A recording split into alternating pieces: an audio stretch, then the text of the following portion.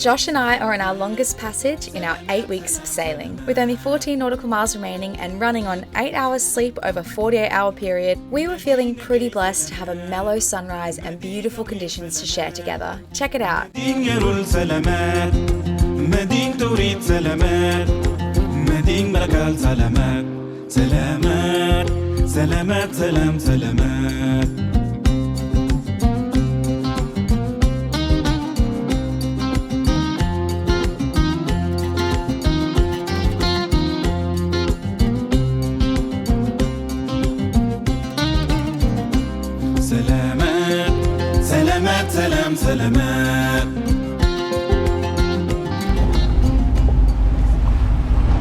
So we're about 30 minutes from crossing the bar. Yep, we're about to cross Wide Bay Bar. It's 6:30 a.m. about, and we've got 1.2 meters of swell. Kind of looks like there's a little bit more, and then it feels like there's more. Half a meter of bloody wind chop from the west because we've had strong westerlies all night. Which means it's freezing. Freezing and bumpy. Very lot of lump around.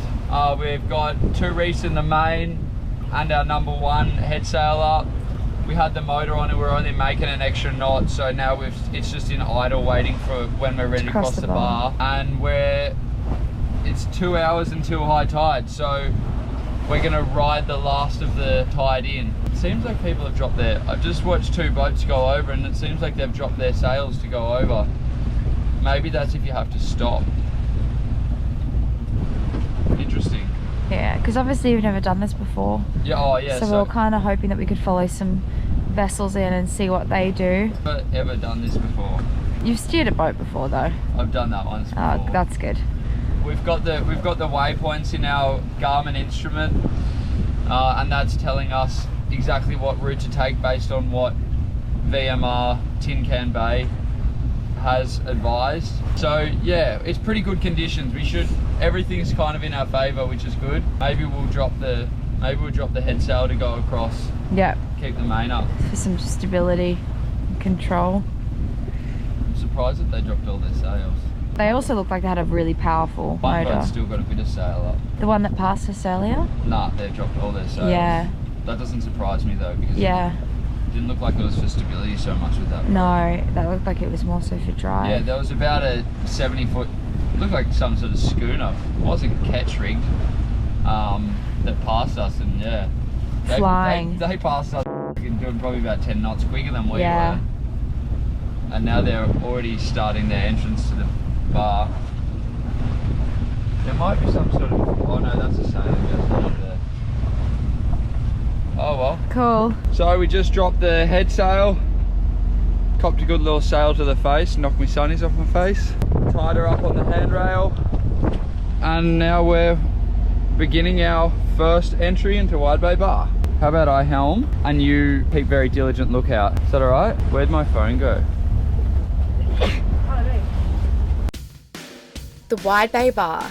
Yachties call it the Mad Mile, but the entrance itself is actually about 3 nautical miles. And it's not just mad, it's truly insane. Unlike most bars that have headland or parallel break walls, the Wide Bay Bar has shifting shoals and sands that can make for some pretty gnarly breaking waves. The conditions can change rapidly depending on the tide height and direction, swell and winds. Most navigate the crossing using the suggested waypoints provided by the Tin Can Bay Coast Guard, although with the conditions changing within each hour, a call to Coast Guard to confirm the waypoints before crossing is always a good idea. With our arrival being early in the morning, with the sunshine behind us, light winds, and on the last hour of the incoming tide, we were so grateful to enter on conditions like this, especially with such inadequate sleep. Started our bar crossing. Anyone that knows this bar would know how gnarly and dangerous it is. Go team! Go team!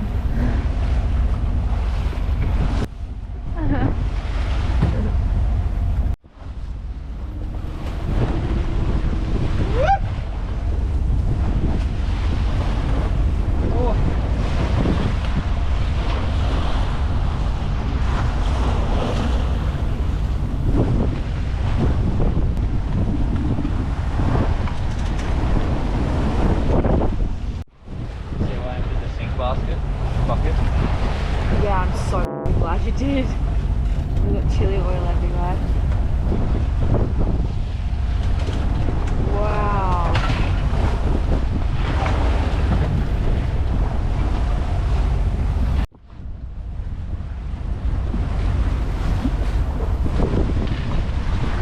They're coming out, these bastards.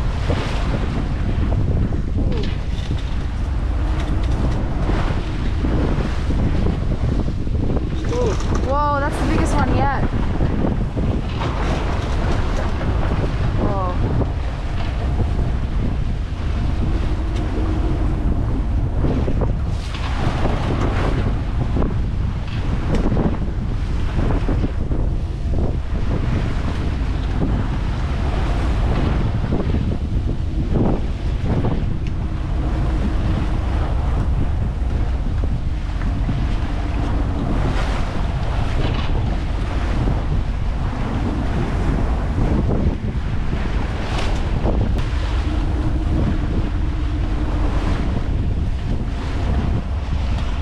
Halfway through the bar crossing, we've done really well. Josh has done really well at helming, averaging at about 15 knots with gusts of up to 18. But luckily we've got the wind right over our bow, so it's kind of keeping us nice and tapered. Tapered? Yeah. Like this? Yeah. That's nice. Thanks. It looks like we've got through the worst of it. We just went over a bank and the waves were breaking, and it was pretty hectic, but we can still see breaking waves.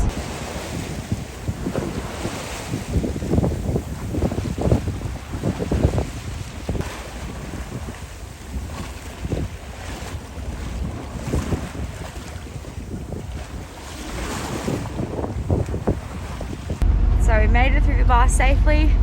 We've got Fraser on our north,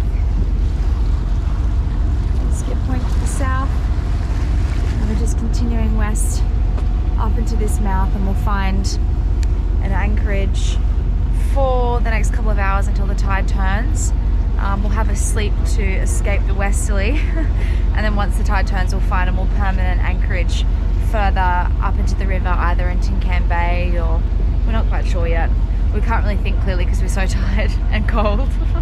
So that's first priority. My family and about 30 other families used to camp every winter school holidays in June at Inskip Point. Right all along this beach here, all of our families would set up camp on the beachfront. So I haven't been here in over a decade, so it's so cool to be back here again. We used to take the ferry over to Fraser Island. I know this bushland like the back of my hand. Once we get a bit of sleep, we're probably going to ride our bikes into town. I really want to take Josh to the Carlo Sandblow in Rainbow Beach. A few of the other little bush tracks there. We'll hopefully get to Fraser at some point. But unfortunately all of the really cool places like Eli Creek and everything is pretty far inland, and we won't be able to ride our bikes there, so we'll have to save that for another time. I found this footage on YouTube of the 2011 sinkhole at Inskip caused by underground natural springs, and that's actually 12-year-old me in the blue shirt. I'm not sure how all of the parents were okay with us standing so close to the edge. Maybe it's because of the American honey they were putting in their morning coffees. Well, welcome to Fraser Island, Inskip Point, whatever you want to call it. Here we are. We came across a wide bay bar, plenty of rolling, which you would have seen, but in safe and sound. Had a quick bite, went straight to sleep. Phoebe slept for like 4 or 5 hours. I was straight up and organising the boat after 2 hours. Nice and tidy now, so we can go out and have a bit of an explore. I'm gonna go pump some yabbies, so I have some bait for tomorrow to get some breakfast, lunch and dinner. Yahoo!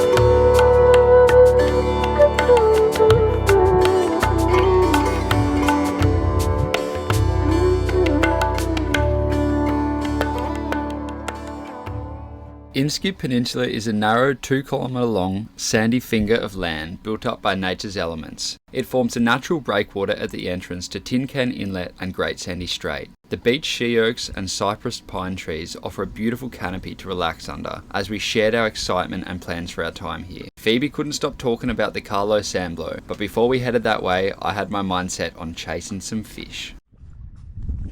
Know what this is? Yabby country. That's pretty.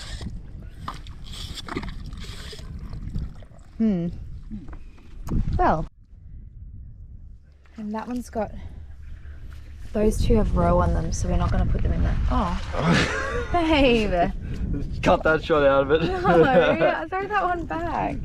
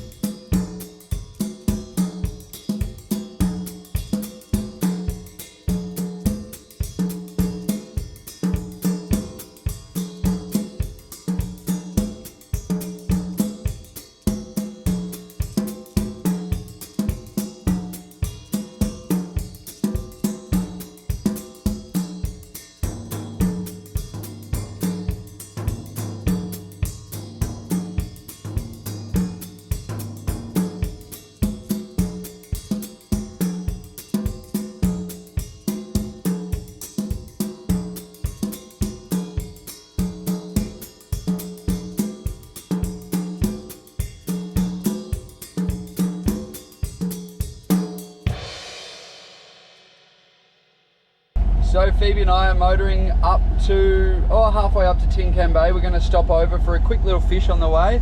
I just went out in the tender this morning and floated around some shallow banks on high tide and didn't attract any attention whatsoever. So, and you had marlin, old bits of marlin that our old neighbours in the Ballina Harbour, Alan and Danielle, they're here at the moment. They gave us some old marlin that they bought that they left in the fridge, or the fridge went bad, so now the marlin's bad. So he was using that as bait, and then we also popped yabbies yesterday.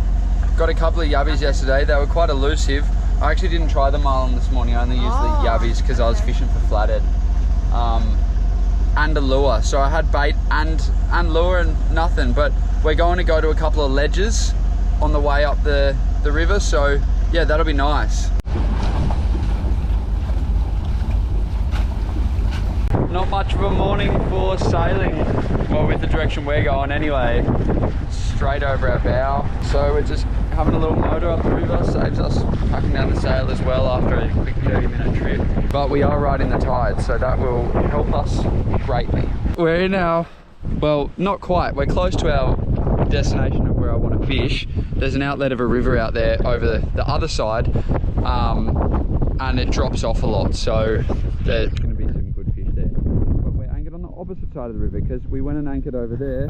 By the time I dropped the anchor, we were in 7 meters of water, and Phoebe came out into the cockpit after making breakfast and she goes, we're at 1.8, and I was like, not again. No! So we quickly pulled the anchor in, went out into the deep water, went from like 15 meters to 6 meters to 2 meters within the space of 5 meters. So we're on the other side of the river, happily in 7.5 meters. Iron Chef Phoebe has just prepared my brekkie. Kimchi juice. Does it get better? Quite possibly, but I haven't found it yet.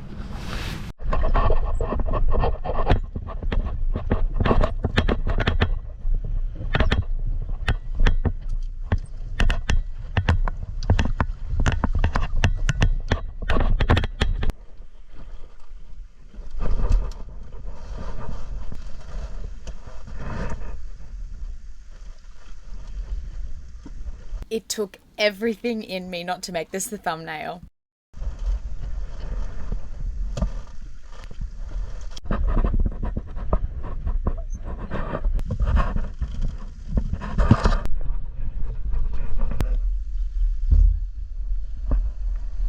results from the fishing were one tusk fish that was 27 centimeters, so a little bit undersized, so he went back. One perch, which is tiny, that went back, and one big fat crab pot. Would you believe it? If you remember from a few weeks ago, I lost my crab pot the first time using it at Jacob's Well. So now we're even, I guess you could say. I'm gonna clean this thing up, do a few little repairs on it and get it back out there. I'm pretty stoked. A quick trip to the local shops for some odds and ends before our next major reprovision in Hervey Bay, but most importantly, bait for the crab pots.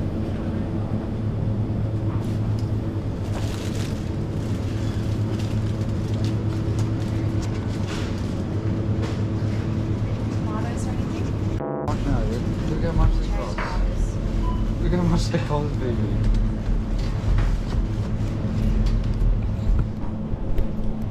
Wow, it's beautiful.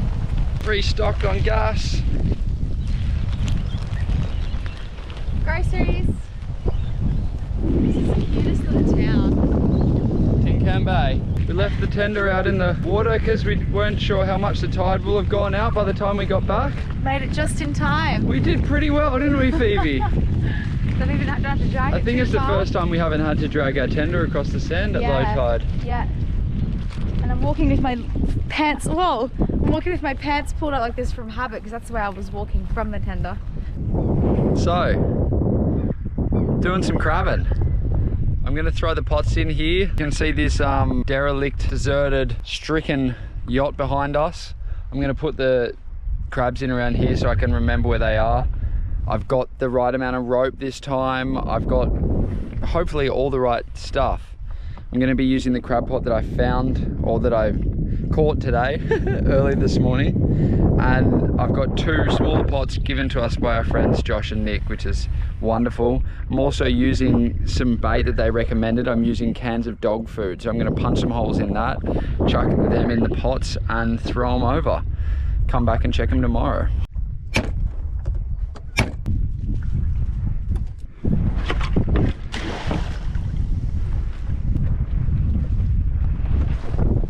The only bloody thing I caught was a nice sunset this time. I held onto the dog food tins for another use in the pots later on. So I saw these lovely people, or Phoebe and I saw these lovely people the other day when we were coming back from IGA just over the road, and they have honey, 12 bucks a kilo, made by them, that's right over there. But this little guy's in my way and they're not here. But I want that honey over there. Please? I got money. You want money? No? You can't have any of these chips. It'll give you sore bum, Here probably. you No, it's Cajun spice on it, babe. No. If it takes it out of my hand, it can have it. Oh, you're gonna get us. Might be really hard for him to eat as well. Give him some of the potato at least. That's like the cross beef. Okay. Here, let me.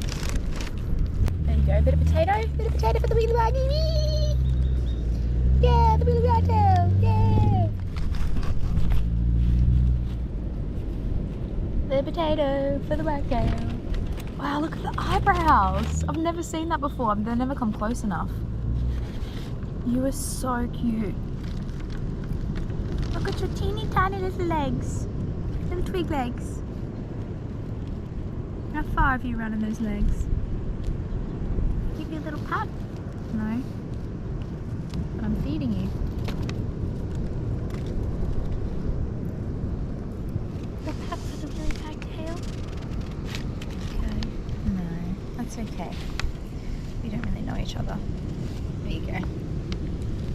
With us being so new to YouTube, sorting out our footage and storage and all of that, I messed up big time. We filmed an adventure riding our bikes to Rainbow Beach and exploring the town, and I've lost that footage. We're pretty devastated. Your thoughts and prayers are appreciated at this time, but we did get to fly the drone in a very special place.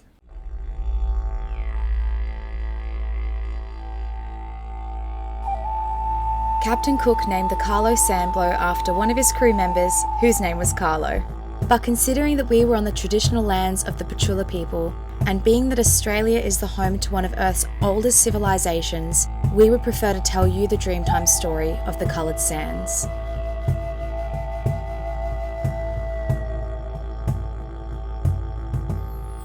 There once was a beautiful black maiden whose name was Marawa. She fell in love with the rainbow who would visit her, and she would clap and dance and sing for her rainbow love. One day, Bawilla, an evil man from a distant tribe, stole Marawa to be his wife, making her work in the hot sun while he sat in the shade and admired his terrible killing boomerang. A boomerang that was bigger than the largest tree and full of evil spirit. One day, Marawa escaped. She ran along the beach back to her home, and as she ran along the shore, she looked back and saw Bawilla's boomerang coming for her. Overcome by fear and exhaustion, Marawa fell to the ground, calling out for help. Suddenly, she heard a loud noise in the great sky and saw her faithful rainbow racing across the sea to protect her. The wicked boomerang attacked the brave rainbow, and they collided with a great roaring and power.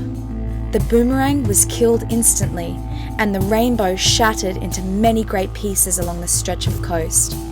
Thousands of years later, the story of the heroic and sacrificial love of the great rainbow remains, where it always was and always will be.